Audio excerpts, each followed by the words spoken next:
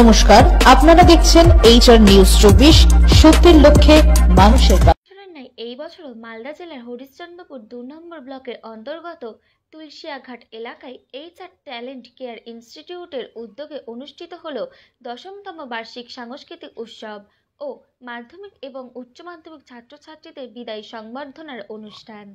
এই অনুষ্ঠানে উপস্থিত ছিলেন পশ্চিমবঙ্গ সরকারের প্রতিমন্ত্রী তজমুল হোসেন, মালদা জেলা পরিষদের কৃষি কর্মাধ্যক্ষ রবিউল ইসলাম, বিশিষ্ট সমাজসেবী মোহাম্মদ জহিরুদ্দিন বাবর, মালদা জেলা পরিষদের সদস্যা রাশেদুন নেশা ও মার্জিনা খাতুন, ইংরেজবাজার ব্লকের ADA সেরাজুল ইসলাম, প্রফেসর মোহাম্মদ ইসমাইল, শিক্ষক মোহাম্মদ ওবায়দুল্লাহ, বাহন পত্রিকার সম্পাদক M ওয়াহেদুর রহমান, ব্লক সভাপতি তবারক হোসেন ও এই প্রতিষ্ঠানের সভাপতি হবিবুর রহমান সহ বিশিষ্ট জনেরা।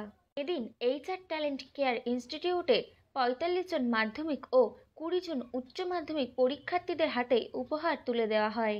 এই অনুষ্ঠানে বিদায় অনুষ্ঠানের পাশাপাশি সারাদিন কবিতা পাঠ, ইসলামী সঙ্গীত, কুইজ, নাটক, সাংস্কৃতিক সহ নানান অনুষ্ঠান অনুষ্ঠিত হয়। সমগ্র অনুষ্ঠানটি পরিচালনা করেন উক্ত মিশনের প্রধান শিক্ষক মোহাম্মদ মাহফুজুর রহমান। মালদার হরিশ্চন্দ্রপুর থেকে আমজাদ আলীর রিপোর্ট, HR নিউজ 24।